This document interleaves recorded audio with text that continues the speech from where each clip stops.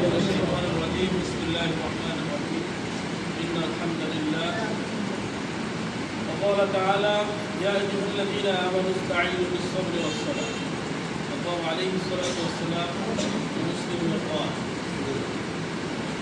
সম্মানিত এই ফেনী এলাকার আমার দিদি ভাইরা সকলকে আমার আন্তরিক পক্ষ থেকে মোবারকবাদ এবং অল্প সময়ের মধ্যে আপনারা এই যে পরিস্থিতির মধ্যে একত্রিত হতে পেরেছেন আল্লাহর কাছে শুকরিয়া এবং আপনাদের প্রতিও শুকরিয়া। প্রিয় নাজরিন, আজকে যে কথাগুলো আমার শ্রদ্ধেয় বড় বললেন আসলে পরে আর কোনো কথা থাকে না, আমাদের তো এখন মনে আগানোর অগ্রসর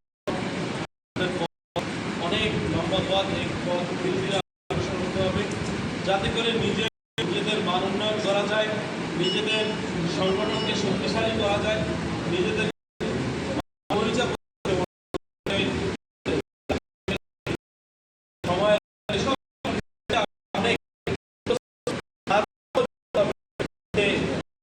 পরেও আমাদের কাজ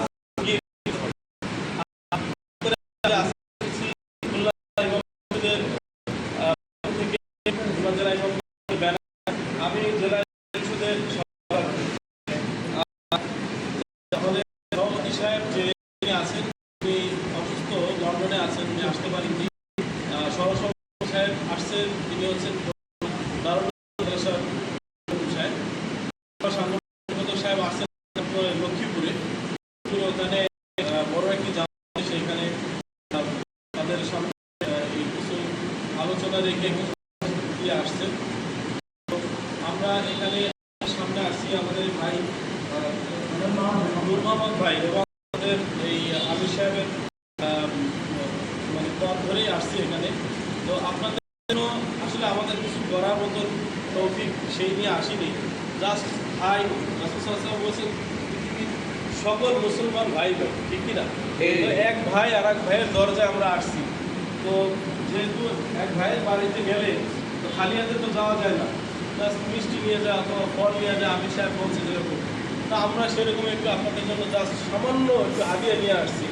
এটা কিছুই আপনাদের হবে না, তারপরেও আপনাদের অন্তরে আন্তরিক তৃপ্তি যে এইটা যে খুলনা থেকে আমার ভাইরা আসছে, আলহামদুলিল্লাহ।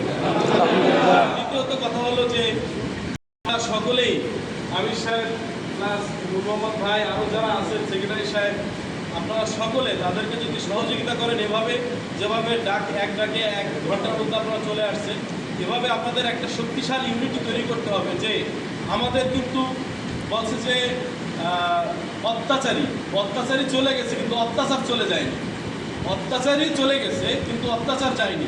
এই অত্যাচারকে রুখতে হলে আমাদের যে কোনো সময় যে কোনো মুহূর্তে ডাক দিলে সর্বদা হযরতে রাসূলুল্লাহ সাল্লাল্লাহু আলাইহি ওয়াসাল্লাম যেদিন মদিনায় হিজরত করেন, সেদিন রাতে তার সাথী ছিলেন কে? আবু বকর রাদিয়াল্লাহু তাআলা আনহু। গিয়ে নক করার সাথে সাথে দরজা খুলে দিয়ে বললেন, ভাই রাসূলুল্লাহ আবু বকর, আমি দরজা সাথে সাথে এই সারা দিন। আবু বকর বলেন, রাসূলুল্লাহ যেদিন থেকে তার কথা যে